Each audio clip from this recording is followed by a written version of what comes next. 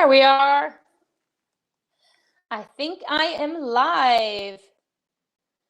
If you guys are here, which I see that you're here, so let me know, say hello in the chat box. Let me know where you're from and maybe what an outcome is that you came here to learn today from this webinar.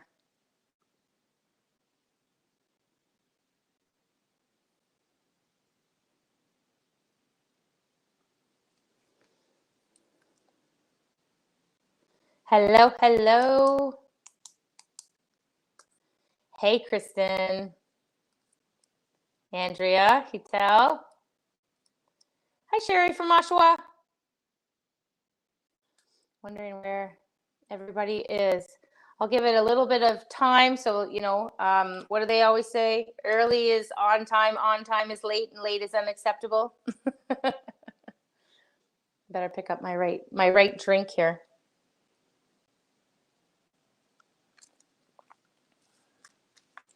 Well, it's Thursday. Yay! Kristen, good session with Gary McGowan today. Good to see him. Yes. Lots of good stories. Daryl, woohoo! BC, you're earlier in the day than we are. A little bit of 7 o'clock here for us. I know. Oh, what's wrong with my drink? It's just got, well, you mean this one or this one? You know me, Mandy, who's real. Oh, Steph from Aaron, not Steph and Aaron, Steph from Aaron. I've been in Aaron before, played hockey there, or been there with my brothers to play hockey. Well, maybe as everybody kind of trickles in, I value your time as much as I know that you value mine. So, oh, there's Michael. Glad you got it figured out last night. Trust me, after today, I understand technical difficulties. So I am glad that you guys were able to maneuver this system, because some systems just aren't as easy as that. Let me get going here on our slides. We'll let some people trickle in as they are coming in for a Thursday night, winding up the week. Thank goodness. I know they say that entrepreneurs don't really have a weekend, or maybe their work week is very different. But I'm pretty glad that that this week is coming to an end. Hey, Jeanette from Calgary. Teresa, good to see you guys. Thanks for being here. Well, you know what? I will dive right into this. This is going to be a recorded session. So if you guys are like, whoa, you talk too fast, Mandy, you need to go back, rewind. What did you say? And take away some of that knowledge. You are going to be getting a recording of this. So feel free to be able to watch the recording. So you guys have come here tonight. You signed up, and we are going to be talking about a topic that you know darn well is close to my heart. It is a way of investing that I decided was going to be the lane that I stayed in. I have stayed true to this investment style. I've met some amazing people that honestly, I kind of got a little bit of girly grin on my face, because on one of my last events, one of my JV partners is on there, and I called him my Nathan. And, I wasn't sure, like, you guys are all just signing in here with one name. So I wasn't sure if it was the Nathan that I have investments with, or if it was another Nathan. So when I found out that it was my Nathan, I called him my Nathan. So, interestingly enough, we, as a joint venture expert, you meet some people along the way, and you realize that you're both building wealth. You're both changing the trajectory of your financial futures. And along the way, you're actually becoming pretty good friends. We can certainly say that. So tonight I want to be able to share with you, this actually is an event. I had created this whole educational piece around 4 pillars to joint venture success. And, a little bit of backstory behind it.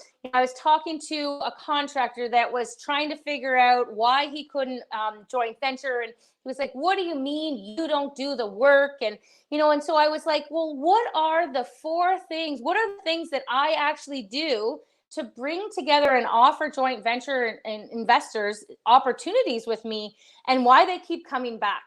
And so I created this 4 pillars to joint venture success. So, a lot of these will mishmash into each other, but I just want you to know that you need to be able to understand all of these parts for you to be able to execute a successful joint venture.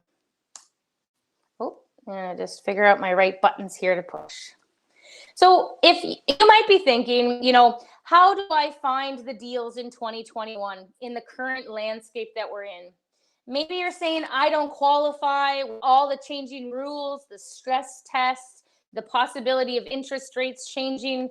Maybe you're thinking to yourself, I want to grow my portfolio, but I have no more down payment money. Or maybe you're saying, I'm ready to grow my portfolio, but my friends and family don't get it. They think I'm crazy, right? Then this is definitely that you're in the right place. This joint venture, 4 pillars to joint venture success is going to be for you. So this is nothing to do with joint ventures or real estate, and it has everything to do with joint ventures and real estate. And it is your financial mindset will set you apart. If you are thinking, oh my gosh, that's expensive. I can't believe somebody's paying interest rates like that. How do they work? How do I cover the costs on my HELOC? And you're thinking to yourself, a HELOC is under 3% interest, people. If you can't get by with paying a HELOC fee, then there might be a little bit more. Maybe you still have a little bit of a poor mindset, okay?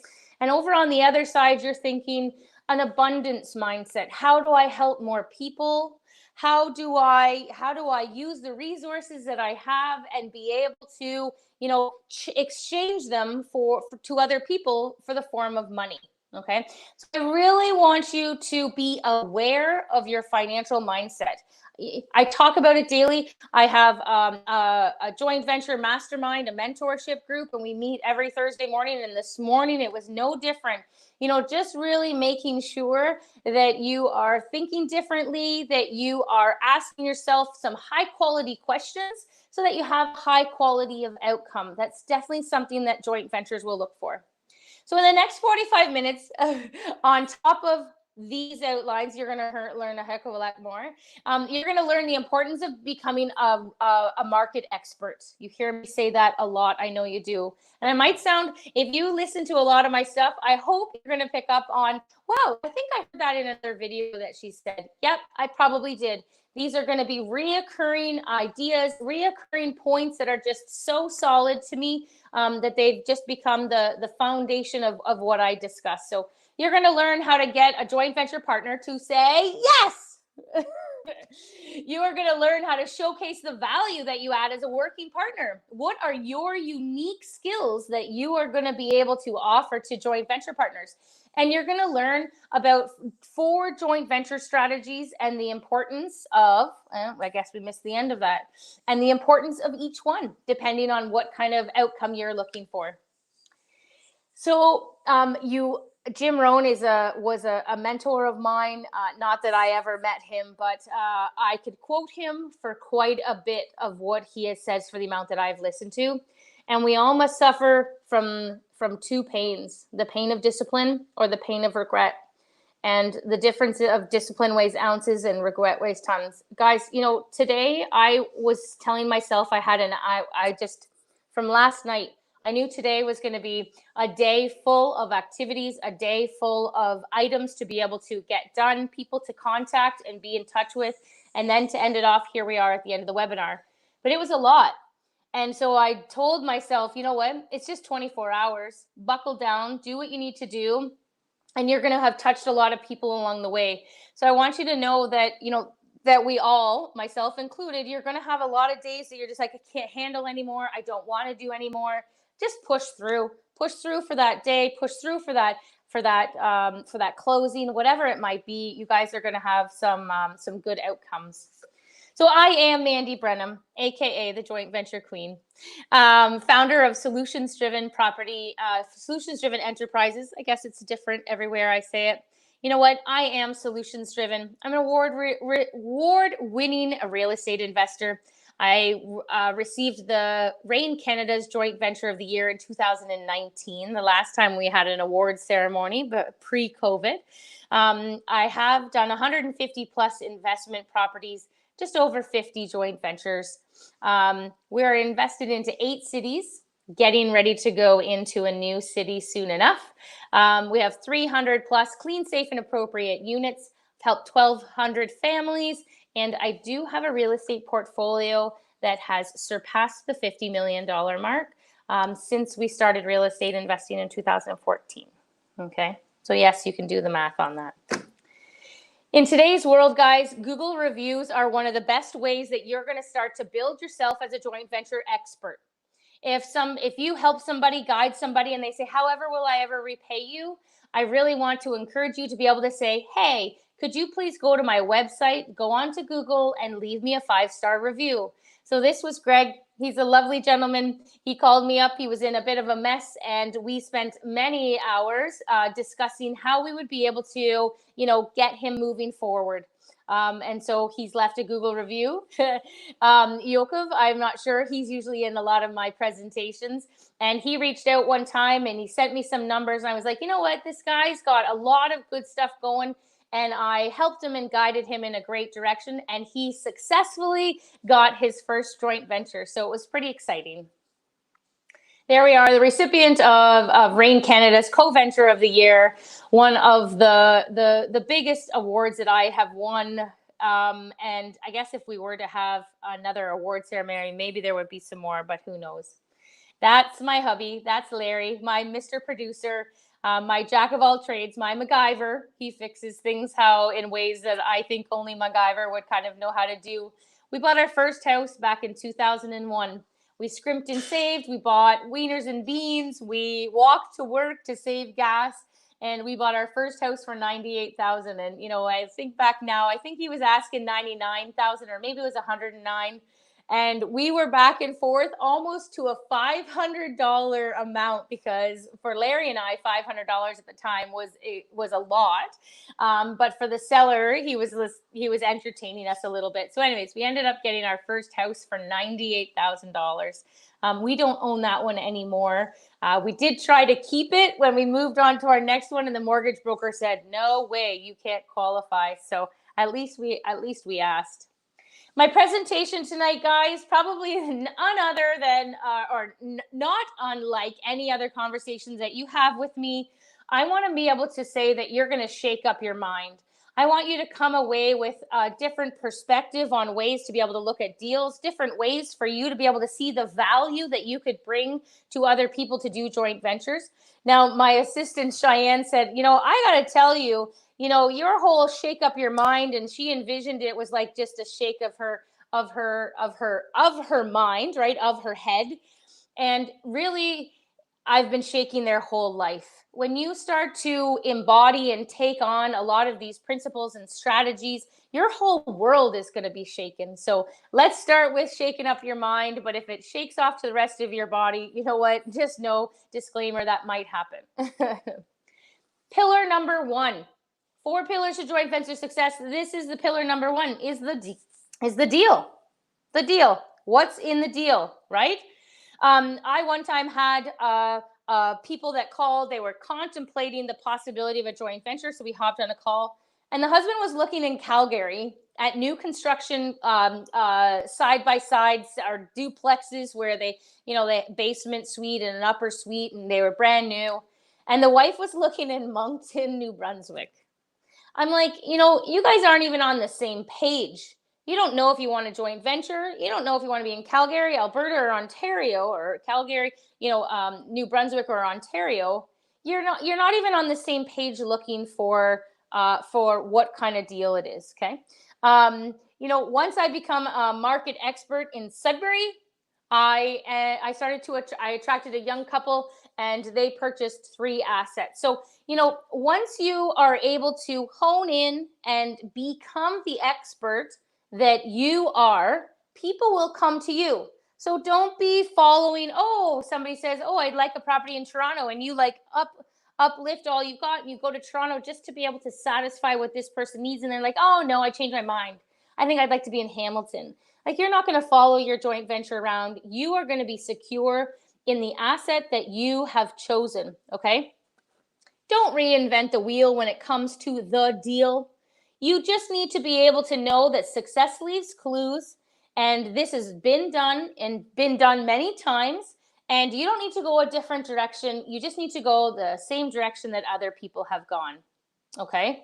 Um, I get messages often. I love it when people ask me about things, but sometimes I'm like, are they really asking me this? So this gentleman had a property. He'd done extensive renovations. And I said, are you ready to refinance? And he was like, what do you mean?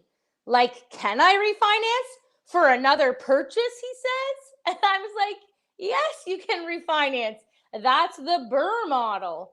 And so I'm thinking to myself, here's this gentleman and he's gotten into a deal. He's done a deal. He's completed the deal and he doesn't know that he could refinance. Now, that doesn't mean that his money is gone. It doesn't mean that he's done it wrong.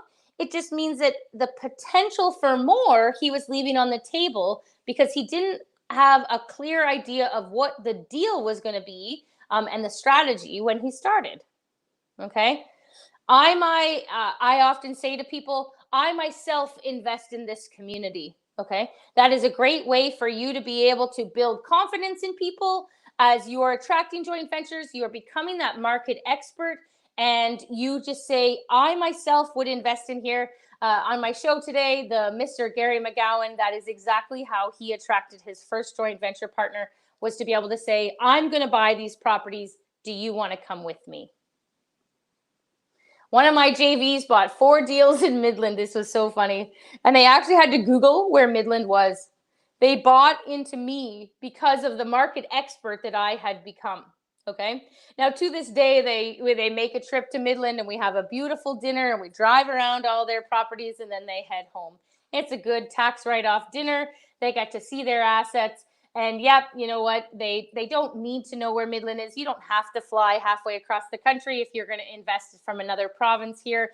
But it is just kind of nice to know that you don't have to know much about the market.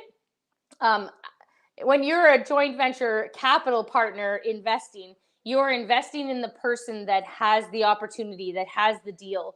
So if you're the working partner, I want you to embody being that working partner.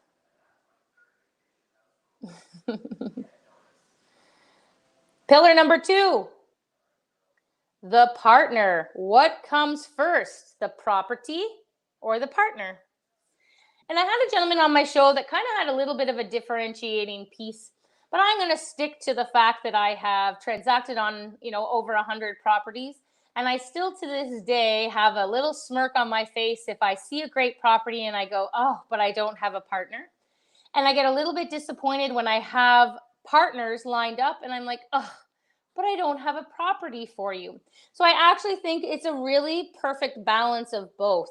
You need to be knowing where the property is, what your next deal is, and have the partner, talking to you and getting pre-qualified and getting their financials ready and letting them know of what a joint venture is. Like, no more questions. Once the deal is here, the partner's going to be ready. But if you have that partner ready too early and the deal doesn't come along because you're in a landscape of multiple offer situations or financing difficulties and you don't have a deal, then the partner's going to wither away. Okay, so this is a perfect balance to be able to come here. Okay. A new JV feels that his brother and sister-in-law would make the ideal joint venture partner. Oh my God, like he's a police officer and she's a teacher and they have no mortgage on their house. They would just be perfect joint venture partners. And so I've been talking to them and talking to them and talking to them, and they don't want to do it. If you have an unrealistic expectation on somebody else, you're going to be disappointed. These people, you have to be able to show them why an opportunity with you meets a problem that they have. If they're sitting there in a perfect world and they don't perceive that they have a problem, then your solution isn't even their solution because they don't have that problem. Okay. And the problem could be, oh my God, how am I going to ever be able to pay for 3 kids to go to university? How am I going to be able to ensure that all 3 of my children are going to be able to have a home? How am I going to be able to help them, lift them up, right? And offer them maybe a down payment. Maybe it's like, how am I going to be able to retire and know that I can travel the world like I want? Those are those things that people will say to you, that you know that your solution of a real estate investment opportunity will help solve their problem. Okay. Maybe this gentleman's on the call tonight, maybe not. But I did get a text from somebody. Literally, this is it. And he said, taxes are done. Mortgage is ready for an offer. What properties do you have available? And I'm like, bah!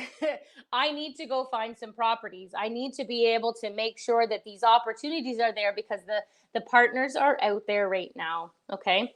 So when you're attracting a partner, I want you to be authentic, be real, be honest, and be the best version of yourself. So I hope you guys maybe give me a little bit of a yes in the chat box, but let me know. Am I pretty authentic? Do I tell it as it is? Am I pretty real? I think I'm pretty honest with you, letting you know when it's a good day, when it's not a good day, and always show up, being the best version of yourself. Now, being the best version of yourself doesn't mean that you're always strong and powerful, but it means that you can say, hey, today's been a hard day, and own it. And you can say today's been a challenge and you've grown because of it. So those are definitely some things that I talk the talk. Hey, it's Michael Richter. Good to see you there. So when a deal is so good that you are willing to fund it yourself, it's crazy the partners that will want in on it. That is should be, quoted from the Mr. Gary McGowan. So there's a lot of people that, I discuss, I offer the question back to them and I say, oh, so you're looking for a joint venture partner? And they say, yes, I've got a great deal. And I said, would you invest in this if you had the money? And they're like, well, and I'm like, nah, no hesitation. That's not what we're looking for, right? A partner wants to be able to know that you have the options to be able to close on this property, and whether they come or not, it's a deal you're going to do. That's how good the deal is. And that's when you're going to attract a partner over there, because of the authenticity in that opportunity. They know that you're not asking them to put money on a deal that you wouldn't put your own money on. I often say to my partners, your money is my money, in the form of us going to invest in this opportunity, because I want them to know that I'm only putting their money on a deal that I would put my own money on. It's like, come together and let's go do this together. Okay. So that's the partner. And I'm not brushing over on the partner, because I know this is how we're attracting, to joint venture success. And we always have to attract those partners. But there's all these packages. It's the whole package that comes together for you to be able to say, I've got the deal. I'm talking to the right partner. And now this next pillar is the property. Okay. So the deal is the deal structure, the partner, and here we are, the property. You need to initiate the change. What are you going to do to this property? How are you going to change and add value? And this is one of those, look at the little character that Georgiana has put in the bottom of this slide. Tom is over his head and has, I always say this, has sucker written across his forehead. Okay. He literally was paying $95 an hour to lay luxury vinyl plank flooring. I would sign up to be the person that he pays $95 an hour to lay luxury of plank flooring, luxury vinyl plank flooring down for $95. He was opening up walls and honestly got slapped with a stop work orders. Permits were required. Okay. So you got to know what you're doing. You got to know, and you're going to present yourself with confidence to your partner that you know what you're doing. Okay. So don't look like Tom, because Tom did not attract a joint venture partner. Okay.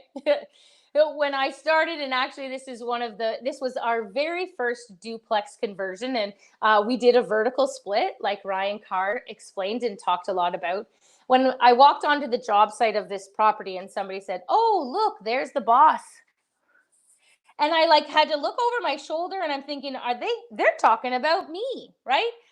And, it only kind of clicked when somebody said, oh, so you're the general contractor, you're the GC. And I'm like, you know what? Yeah, I am. So I was not intimidated by buying a property that I didn't know the right way for me to be able to have the resources or ask the right questions of the right people in my network to get the right answers. And yes, I became a GC.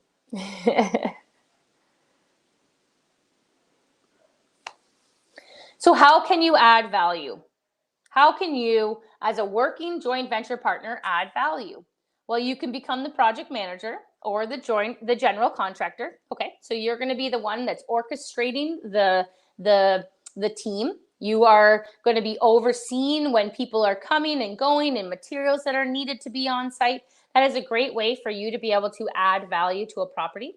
And you can understand how the deal matches the goals of your partner. It's like, well, but Mandy, the deal isn't, doesn't have a lot of work that needs to be done. But maybe that's what your partner is looking for. And so you're adding value by negotiating a really good property, making money in the buying a property that fits for that joint venture partner. Okay.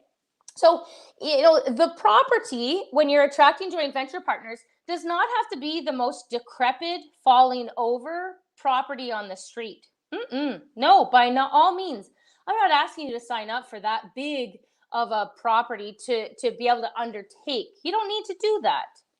You might just need to be able to find one that has a vacant unit, or find one that a unit's going to be coming vacant soon, and you're going to be able to renovate it and lift the value. Maybe you're just buying in the right city, right? I'm always in the right place at the right time to meet the right people to make the right deal. I'm going to say that again. I'm always in the right place at the right time to meet the right people to make the right deal. So maybe you're in the right city to look at the right property, to make the right deal, to put the right strategy behind it, for you to attract a lovely joint venture partner, for you to be able to find that partner, attach them to the deal, and be able to go on. Doesn't mean that you have to, have hundreds of thousands of dollars of renovations. So the property does not have to be a full tear down, a full redo, if that's not what is going to be something that you are attracting to a joint venture partner to first. I think you guys know where I'm going here. I'm a real estate investor first. I don't know if you remember, I did my show one time, and I did it on putting on wearing your real estate investor hat. Okay. I want you to think like a real estate investor. You're always thinking like a real estate investor. We aren't thinking like we want to be a host on HGTV. We're not thinking like we want to be, the top Airbnb host and how fluffy the towels and the comforter are going to be. We're looking for ways that are going to be able to create solid returns over a long period of time, and that have as minimal of ups and downs as possible. So when the whole market goes up or the whole market comes down, there's not much you can do except ride the wave. Okay. And think of it like a boat. If you know there's a storm coming and you go out into the storm and you're riding the wave, well, that's great. But you also had a choice not to go onto your boat that day at all. Okay. So really just know, I want you to stay focused as a real estate investor. Think like an investor, analyze a deal like an investor, and, just make sure that the numbers look good and that you're going to be able to sleep at night. The strategy, pillar number 4. Okay. Pick a goddamn strategy.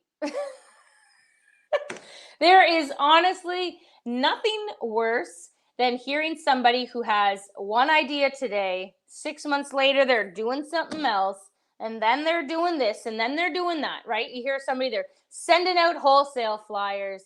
They're, looking for multi-unit buildings. They're all over the place with cities that they're buying.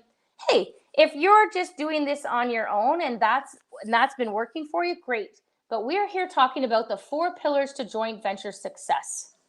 And I need you to pick a strategy and become really good at it so that you start to attract partners by the success that you are creating because you're sticking to a strategy. Okay.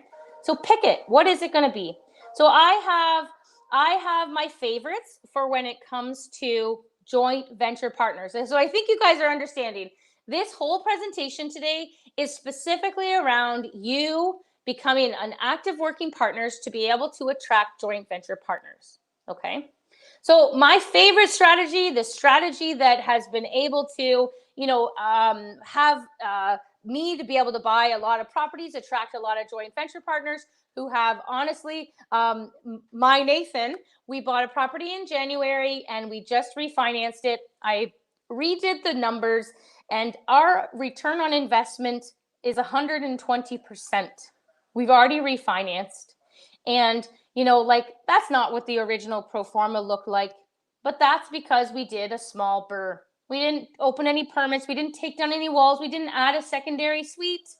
All we did was paint and flooring. I think we added a bathtub surround and painted the kitchen cabinets and some new appliances. Nothing that was crazy. So this is if you want my $1 million tip, it's going to be to find small BRRRR properties. Okay, small BRRRR properties. So the BRRRR property is flip to yourself: buy, renovate, rent, refinance, and repeat, and repeat, and repeat. Okay, your small 2 to 4 unit financing. Maybe if you're in with RBC, you might be able to get RBC up to 5 and 6 units. But let's just say for round numbers, you're here for 2 to 4 units, residential mortgage BRRRRs. You are saying to your mortgage specialist, I'm here today, I'm buying this property, I'm going to renovate it, and within 1 year, I'm coming back to refinance it. So really set up front. Tell your power team, hi, Mr. Hill, my lawyer, I'm coming back to see you in a year's time or under a year's time because we're refinancing this property. Okay, so let everybody know that that's your strategy, then stick to it. This was one of ours. Now we put flip, but this is a flip to ourselves. This is a joint venture BRRRR. We bought it like this on the left-hand side, or my screen, it's the left-hand side. And it had a door to death. It had, the sellers were divorcing and it was a nasty divorce. The tenants had moved out and the sellers didn't even know. The real estate agents weren't even in the know to be able to follow along and know that it was there. So over to the other side, we added a door where the window was. We closed off the door to death. We painted the front of the property. We did have to open up the size of the staircase going down into the basement because it wasn't wide enough. And we finished the basement. So this now is a 3+1 legal duplex. And we bought it on the other side. And it was a 2+1 bedroom. No, it was a 1+1 bedroom duplex when we bought it, a 1+1.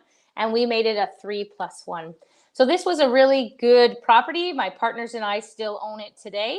And we did do a refinance quite quickly after we had bought it. Not gonna lie, I just signed papers for this today, myself and my joint venture partner. We did a 9-unit multifamily turnkey asset, okay? So there's a lot of people that might think, oh, the strategy of turnkey isn't good for joint venture partners. But I've got some amazing joint venture partners that they have this idea of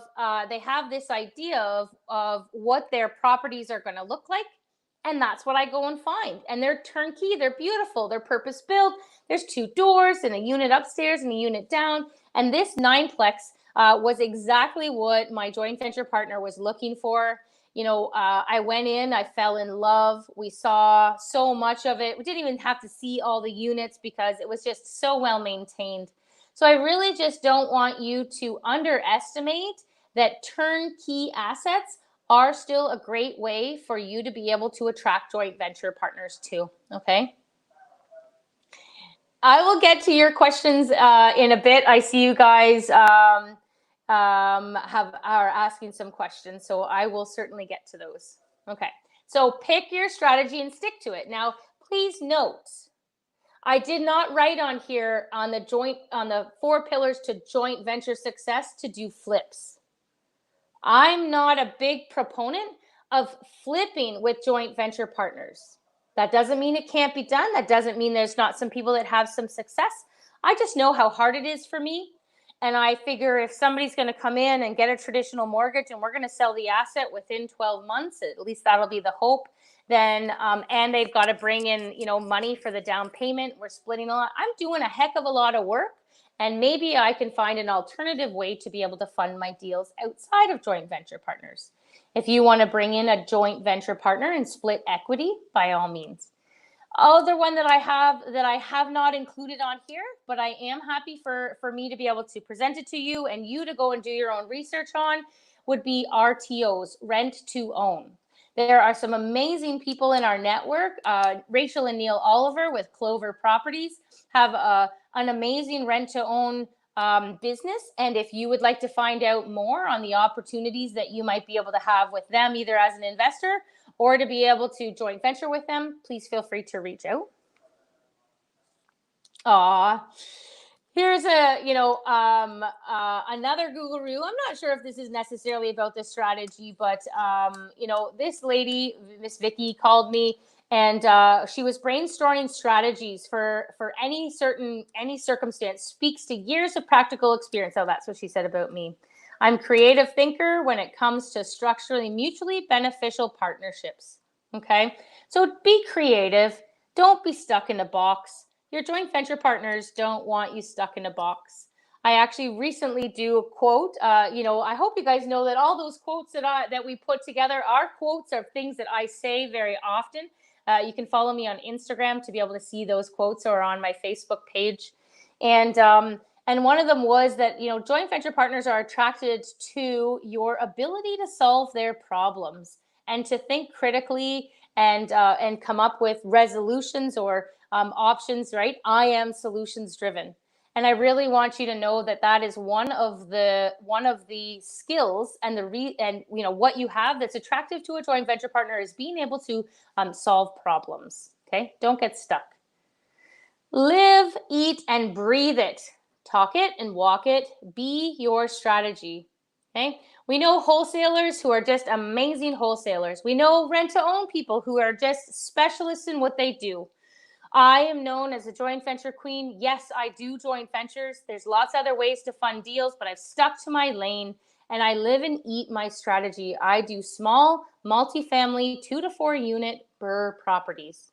Okay, so find your strategy that works, a strategy that's duplicatable to many joint venture partners. Okay, so I'm going to take a drink. Maybe you guys can take a drink. You can tell if I need a drink. So far, we have learned the importance of being a market expert, how to get a joint venture partner to say yes, because you have such an amazing opportunity and you're talking to the right joint venture partner, how to showcase the value you add as a working partner, okay? And 4 joint venture strategies and the importance of your focus. Stay focused to one strategy, okay? Knowing what you know now, this is where I need you guys to kind of like stretch and get your fingers going here a little bit.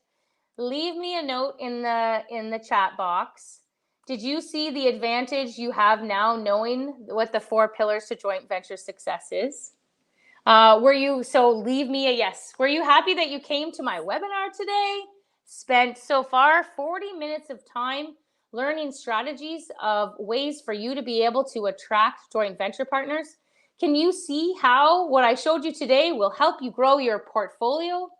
Guys, I started out at the end of 2014. I didn't have any joint venture partners. 2015, I had 1.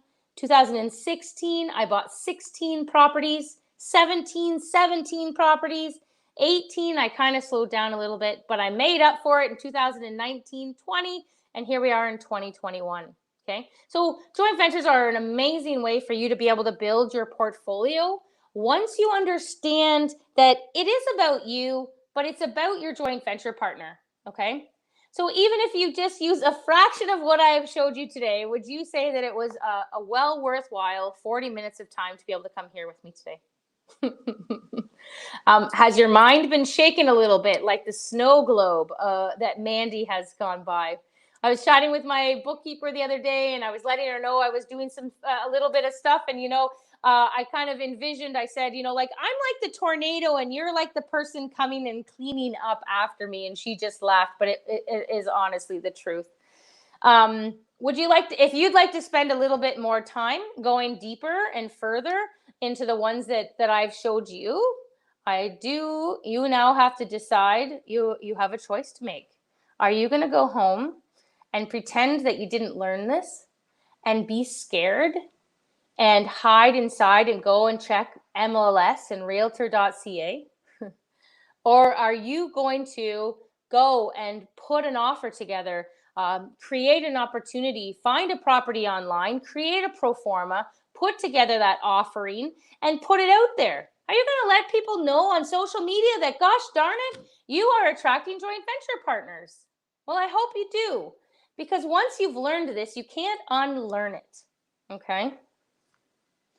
I am having a virtual workshop on Saturday, May the 19th. We are going to dive even deeper on how for you to create your joint venture, like who you are as a joint venture partner. We're going to go really, really deep on how you're going to be, who that partner is, where they are, what they're doing. And we're going to be able to put you together and give you some even more tools and tips on how you can attract joint venture partners to your portfolio. Okay. You might need this workshop if you think you are stuck and you overthink it. Maybe you've got some self-confidence and you're like, yeah, who would partner with me? I don't know if I have what it takes. Maybe you just love my energy and you want to have more of me. Maybe the bank is saying no, and you're like, Mandy, how do I build my portfolio?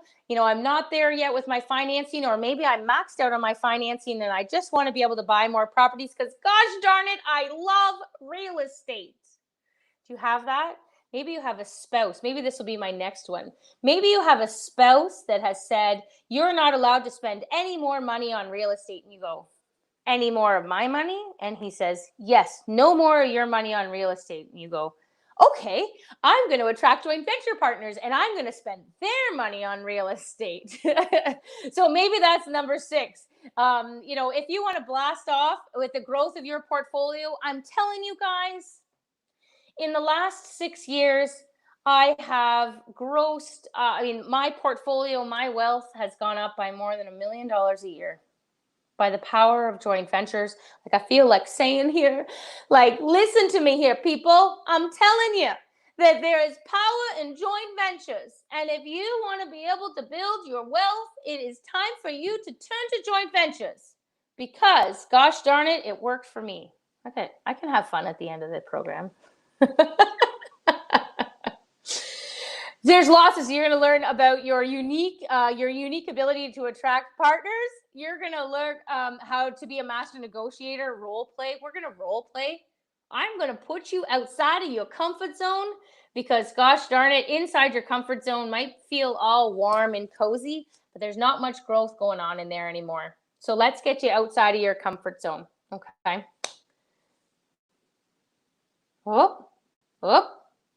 So why am I doing this?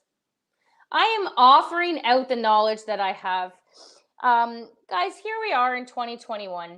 And I just have to let you know that there is so much money out there in the world. Okay. There's generational wealth. There is wealth is transforming.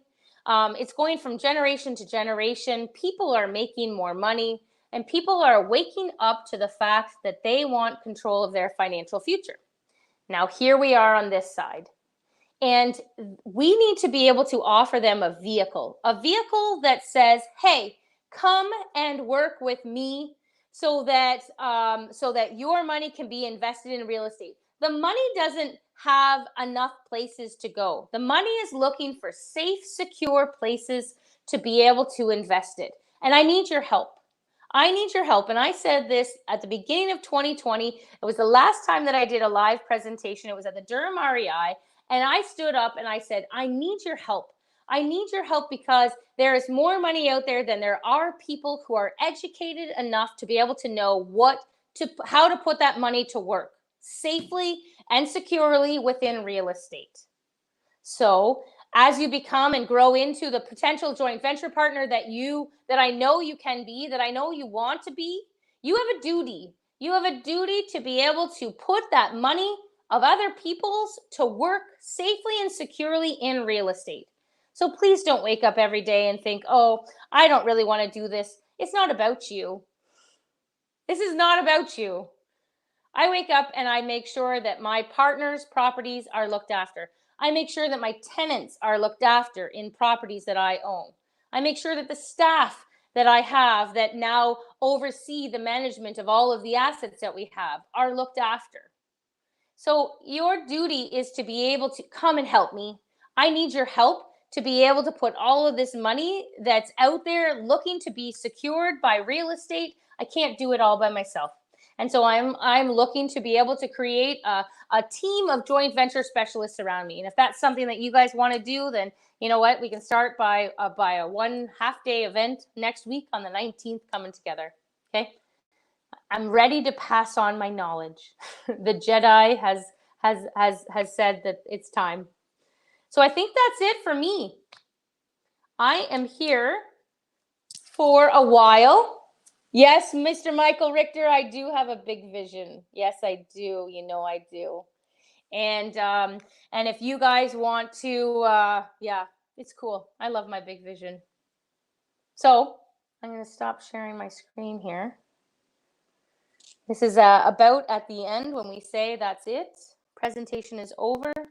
I know how to add people. So if you've got a question, I can bring you up on stage here and you can ask your question, because I just know that your questions are questions that other people will probably want to learn.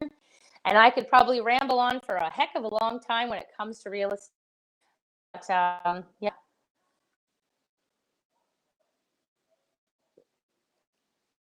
So who's got some questions? Actually, I did see one. Got it. I'm coming, Mr. Richter. Put me in, coach. Put me in. Oh, right there. Make presenter.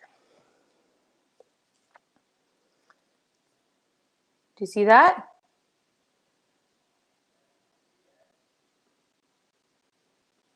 Georgianne, did I do that right? Oh, there. He's waiting for a response. It says waiting for a response. Hello, hello. Anybody else have any questions I can address as we're, oh, yay. Mandy is able to assist you becoming a financial partner or a working partner. I have been both. Yeah, you're right. I know. It's interesting how the transition happens. You start off thinking that you're the one that needs the money, and then in the end, you're like, oh my God, I got all this money. I'm now wanting to be able to invest passively. So it's cool that way. Mike, are you there? Yes, I am. Can you hear me? It's very, very, very low. There you are. There we go. Okay. How are you? Can you hear me? Yep. Good. Long time no see. Right, Mandy. Yeah, no, my question. Yeah, I think great. I know. I can't believe this. Great presentation. It's always great to hear you speak. You remember when we did these, the first event in your coach house in Midland? That's where I think that was the first one you did for the pillars. It really was. Cheyenne pulled up that picture, and you were definitely one of the ones in the crowd. Absolutely. And you were successful with joint ventures. Okay. I was. Good. We did. Yeah, we did some, right? So what's your question? How can I add value to you today? So now it's time to get back on the. I was wondering. So my question is, I want to compare this private money on one hand, and then we joint your capital, putting up capital in your structure and carrying mortgages. Okay. Now, what's the benefit of having capital partners in your structure versus somebody like Razna who goes to the bank, gets private money, burrs the property, and then refinances it so you can do it 100% on your own? Yep. Yep. What value do you find is more important this way, or is it just a preference to a structure? I think it could be a preference to a structure. So I hope everybody understands. So we're kind of discussing the difference between a joint venture model where, we'll say you're bringing in somebody. In my model, I'm sharing equity 50-50. My financial partner's bringing in all the capital for down payments, qualifying space, renovations, okay? And over here is another opportunity for you to be able to borrow all the money yourself. You to qualify for the mortgage, or your corporation, you to borrow the down payment money, borrow the renovation money. But at the end, you're going to own 100% of the equity. Okay. And well, I can make it. I'll start with a little bit of a joke, is that I don't have any friends. And so my joint venture partners are my friends. Mike, I've got some pretty raw and real circumstances that I have tried that private lending. So I'm not going to generalize. Okay. I know the strategy works for a lot of people, and that's phenomenal. And I want to leave you with some questions that you might have to ask of those people that like that strategy. Just clarify a few things for me. Okay. So let's just say that you bought 10 houses. I bought 10 with joint venture partners, and you bought 10 on your own. Okay. And at the end, you need to exit qualify for those properties. Okay. I know of some massive investors who are have been waiting for a year and a half to exit finance a portfolio. Okay.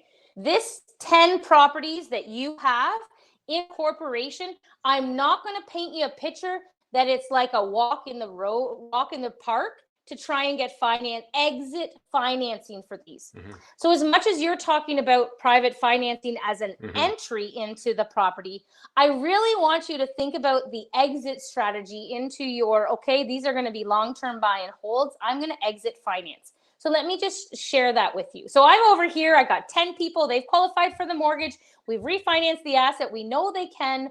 And we're tickety boo. Let's just be clear. My 10 properties with 10 joint venture partners, we've refinanced and we're stabilizing our asset. And you're busting your balls over here trying to find a way to be able to exit finance your property. Let me paint you my next picture, because this is funny. So if you have lenders on your 10 properties, they're probably not going to be one lender for all 10. There's probably 10 individual lenders, and then some extra lenders for the private money for you to do the renovations. Was that kind of understandable? Okay. When you go to pay out that mortgage, you are going to be pacing, because you now have 10 lawyers for 10 lenders, and one lawyer, and a lawyer for your lender, and your lawyer to be able to put this all together, and possibly a new corporation that you're flipping all this into. And you've got like money going left, right, and center. It would be one of the most orchestrated refinances that you have ever done. And I did it for three. Okay. Also, those 10 properties, or my 3 properties, were only loan to value was 75%. Another big investor that I know does this strategy only got 65% loan to value. Over here, me and my 10 joint venture partners that refinanced the asset, there's only been, I'm going to say 2 out of my 100 deals that had to do 75% loan to value, and the rest of them were 80% loan to value. So I'm over here, my 10 partners, we've refinanced out, and within a year, we're stabilizing.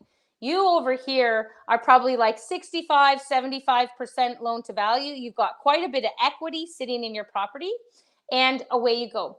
So, if you're saying, so I actually just find that it is way easier, more enjoyable. I do it with people. I bring people along. God damn it, I make some really cool friends as I do it.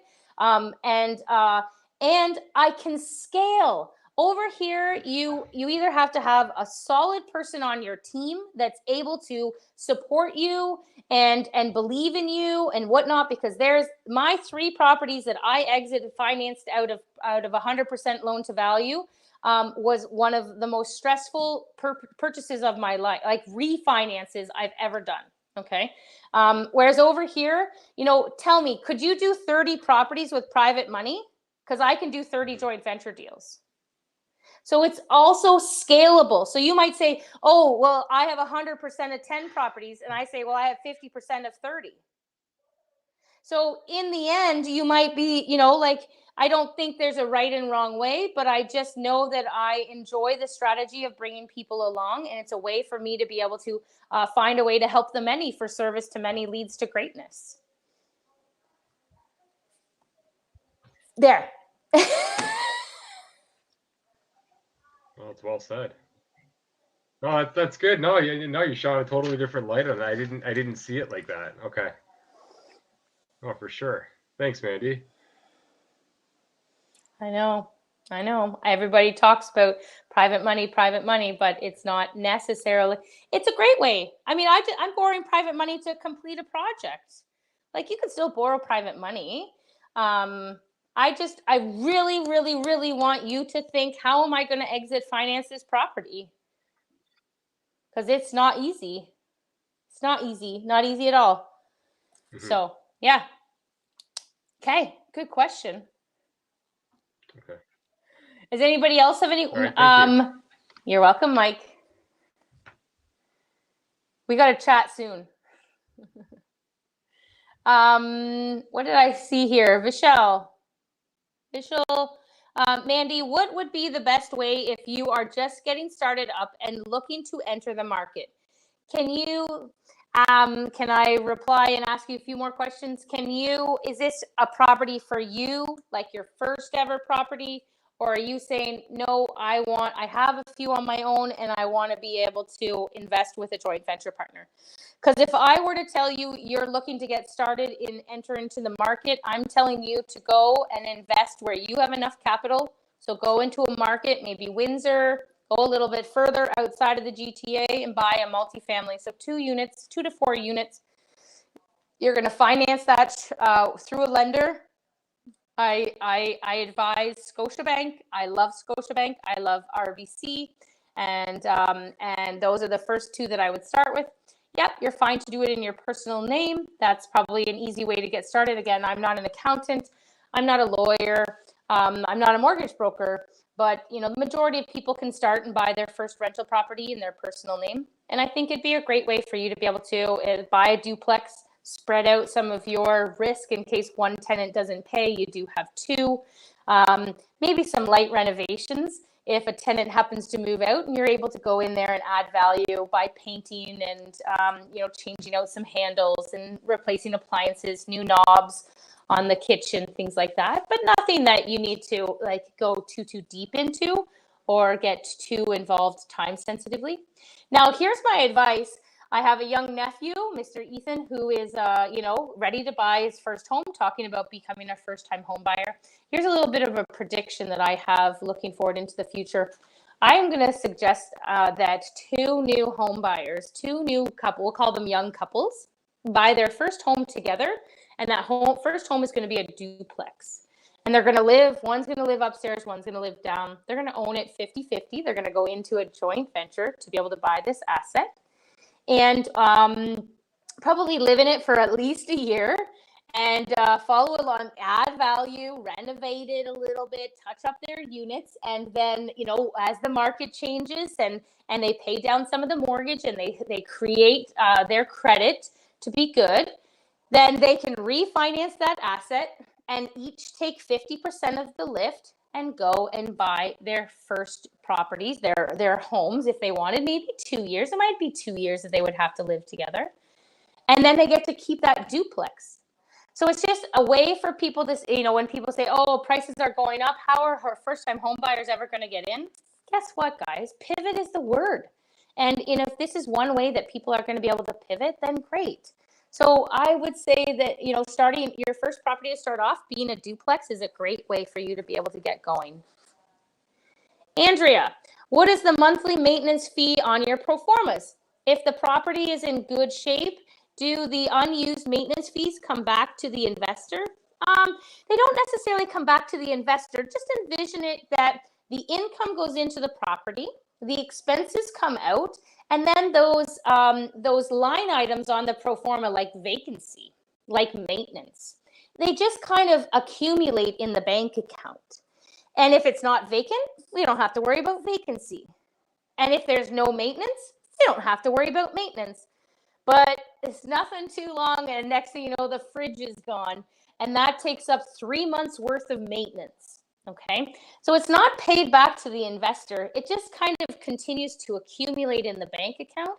And when a new front door is needed, when the eaves trough has broken off in the wintertime and got frozen and needs to be repaired, it gets paid for out of the maintenance. So maintenance is not, it's not paid back to the investor. No, it will just kind of, it's just an allocation in the bank account, not paid out every month.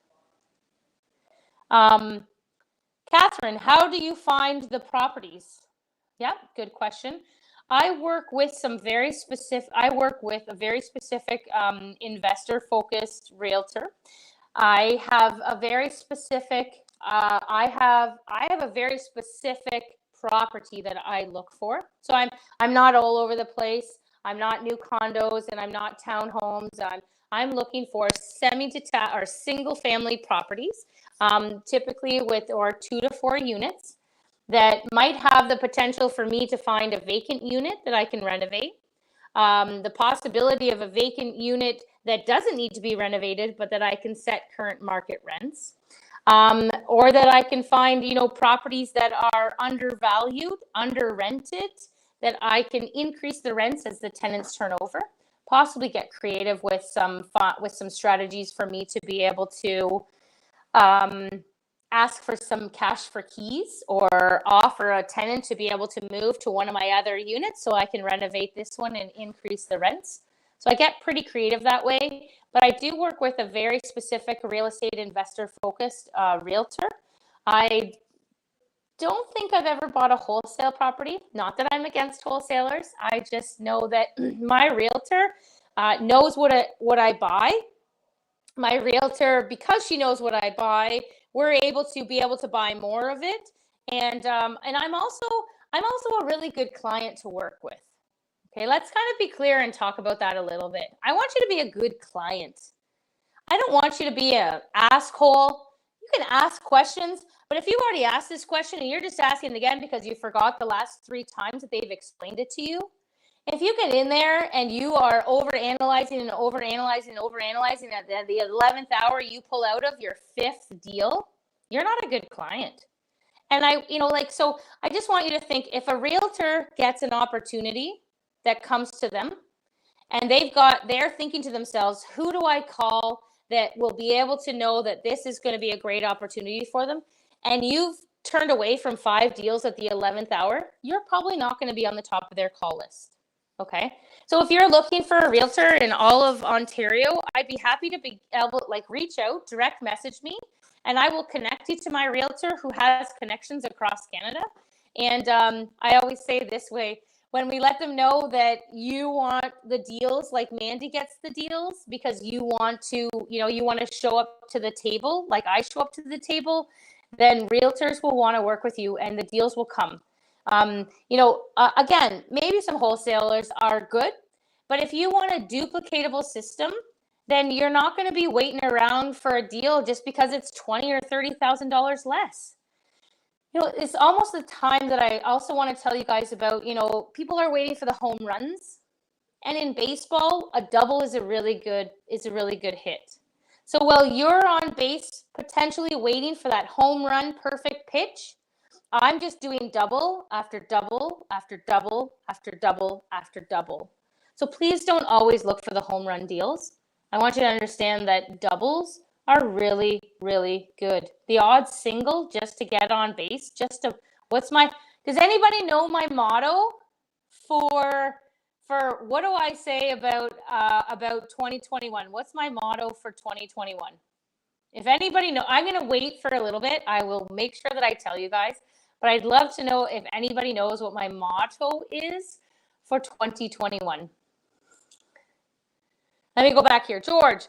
Hi, Mandy. How do you position yourself to look like an expert? To look like an expert active investor partner when you normally outsource a GC instead of doing it yourself? How do you present the value you bring? You, George, that's what we're talking about on Saturday. We're being able to say, stand up and show up like you're the expert. And there's all kinds of different ways that you can be the expert. You can be, you don't have to be the GC. You don't have to be the contractor. But maybe you're bringing kick-ass deals to the table. Do you think a joint venture partner would necessarily care if you made $30,000 or $40,000 in the deal, but you're not the GC? I don't think so. Are you being able to duplicate it? There is something to be said that partners like it, that you're not just bringing them one deal and being like, yeah, sorry, that's it. I'm done. Like, I can't find that deal again. I can't recreate that. Whereas I'm like, okay, we'll figure it out. How many do you want? You want 3? Oh, you've only got time for 1? That's fine. Time for 1. Oh, you've got the ability for 3? Here are 3. So what if you were that joint venture expert partner that was able to just not pump out the deals like you're like, creating something that all the deals aren't good. But what if you were able to offer somebody 3 deals instead of 1? That's worthwhile. And you say to them, look, I can't GC 3 deals. I can't GC your 3 deals and other people's 3 deals. So I have created boutique property management only for my joint venture partners. What value does that bring to a joint venture partner? Knowing that you have a company that's legit, that has a paralegal on staff, that knows the ins and outs of the LTB and ways to be able to renovate to rent and transition over, and has gone digital and has a way to be able to diagnose and not diagnose, it sound like a doctor, but to be able to, choose and select the right tenant. And if you happen to go to the landlord tenant board, that you've got the right people on your team to be able to go to court, like you're serious, like you know what you're doing. None of that requires you being a GC.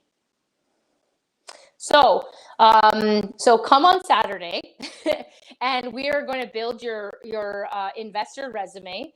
And you will be able to stand behind, just like you're saying, you're going to be able to stand up and say, God darn it, I have so many things. I am a real estate joint venture expert. And these are the things that I do for my joint venture partners. I offer people $1 million mortgage strategies. Check that one off the box. No one ever says, well, we figured out this $1 million mortgage strategy, but I still want you to be the GC. No, how else are you adding value? So start to see the value that you bring in other forms. And I know you're going to stand behind it. Aaron, hi, Mandy. Do you bring 2 to 3 JV partners together for a deal, or just 1 JV per property? So far, it's really just 1 JV partner per property. Now, I do have some people on my partner side that are friends that have come together, that might be, sister-in-law, brother-in-laws, things like that, that are, I'll say husband and wife, but that's a pretty obvious one. But other than that, they come together for the joint ventures. I don't want to say manipulate, but I don't bring together the partners, because there is a lot of trust that goes on in all of this. So I do limit it still to this day as to one financial partner, or the financial partners come together, and then on the other side is still me. And I bring a working partner to help me out, but that's how that goes. Steph, Mandy, do you only invest in Ontario? So far, I only invest in Ontario. Yes. Tony, do you JV on short-term rentals or only BRRRRs? Okay, great question. Short-term rentals. Short-term rentals are attractive to a partner because of the cash flow. I think you can actually BRRRR a short-term rental. I had a couple long-term furnished rentals. I still do have a couple properties that are fully furnished that I am renting. Short-term rentals is just not my strategy. Okay. I'm not a hotel owner. That's not what I want to do. If you want to grow big, and we're talking, there we were talking to Michael Richter going, do you do 10 properties on your own or bring in 10 joint venture partners? What if it was 30 properties that you could have? If you create systems around short-term rentals where you don't have to be the cleaner and the handyman and the person talking to the tenants or the guests and dealing with guest problems because the hot water's not there and the key isn't working, all that kind of stuff. If that's what you want to do and you can attract joint ventures to do it, I think it's a great model. Here's one thing, a couple things that I will, on top of the time factor. So I really want to encourage you to be able to have a company or set out people in place, your power team, so that you can somewhat remove yourself from the day-to-day actions of that short-term rental. I don't want you to have a job. I don't want you to, do this as a job. And then short-term rentals, please, please, please really zip it. Right? Nobody really needs to know that it's a short-term rental. Banks don't like to finance short-term rentals. So you kind of have to hide it a little bit. You kind of have to let them know that there's a long-term lease. There are banks that are even asking for bank statements now. Like they want to see 3 months worth of deposits. So somehow you're going to have to show that that property has consistent income. Every month, the same amount of money goes into the bank account. You might be, renting it for 60 days, for 30 days in the month. You might be renting it for 15 days of the month. Maybe it's just weekends. Maybe it's, in July and August, it's super crazy.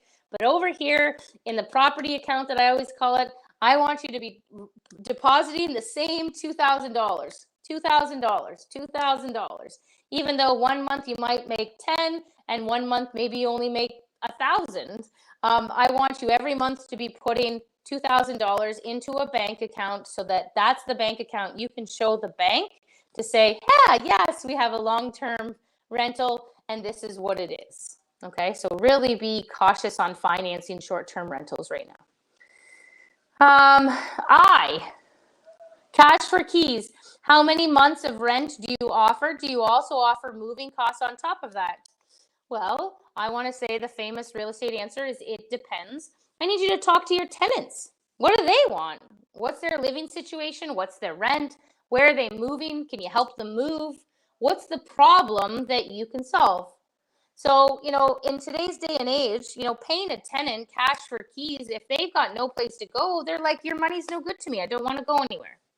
If you can dangle an amount of money that they have never seen in their life and they think they've won the lottery, they're going to move. So I know a lot of people that are able to do it with next to no money. You know me, I'm kind of ethical that way. I just want to make sure like this is somebody's home. They've been living there for a long time. Maybe they haven't. Maybe it's not emotional to them and they just go. Then away you go. So I think that it depends. I will give a shout out to a gentleman, Adam Kitchener, that I've heard recently in a couple masterminds that I'm part of, that for $2,000, Adam you pay him per tenant $2,000.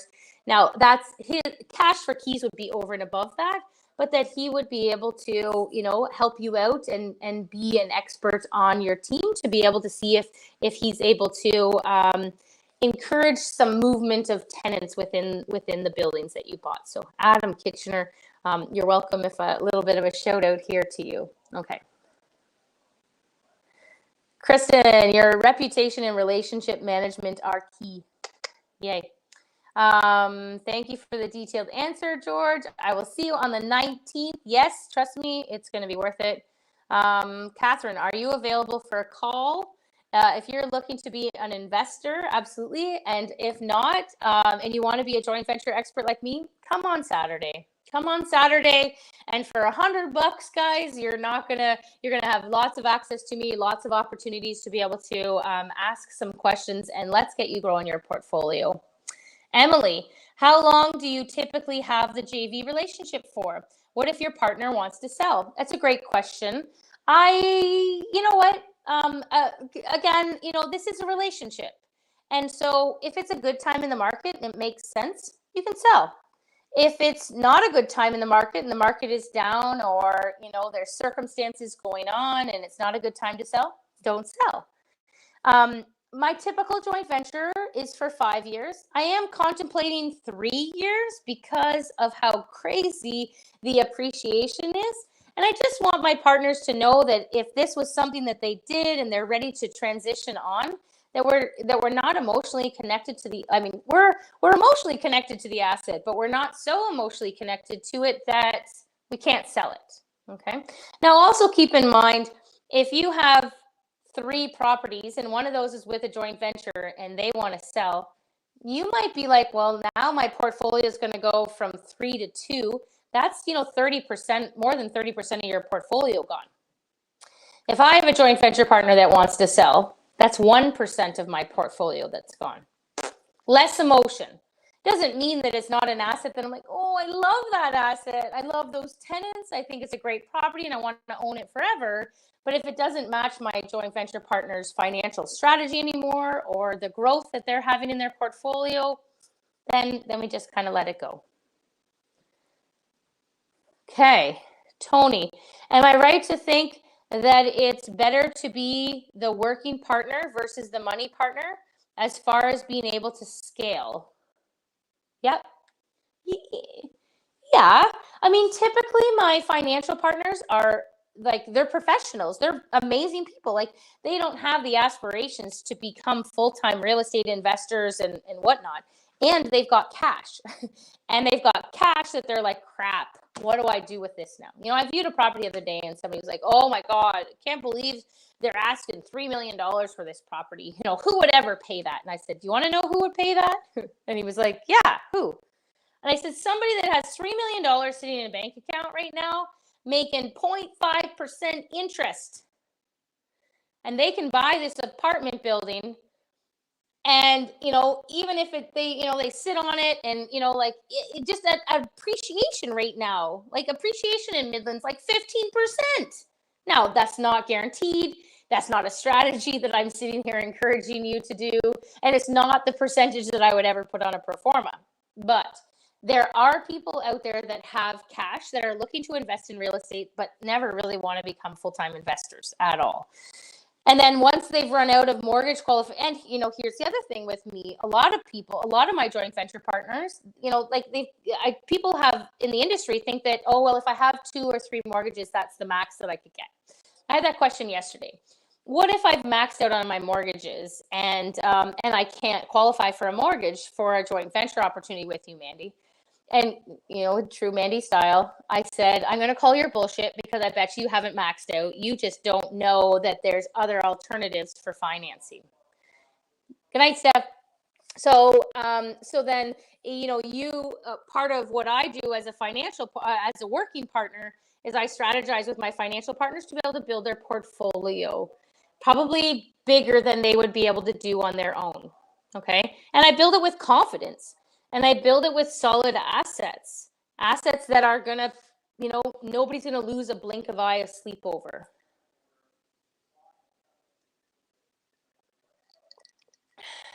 Jeanette, when the financial partner wants to sell at 3 to 5 year mark, do you purchase the property? Good question. There are 3 exit strategies. We can, or come the end of the 3 years or the 5 years, you can sell the property. Both partners are done. One partner can buy the other partner out. Like maybe it's me that wants to be done in 3 years or me that wants to be done in 5. To be like, that's it.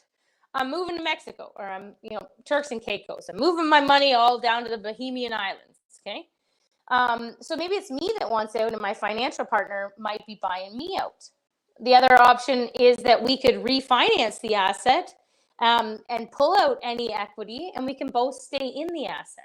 So it doesn't have to be a hard stop. What I usually say is it's time for us to renegotiate our joint venture.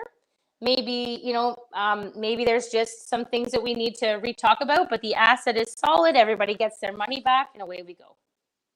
Okay. Bye, Carol.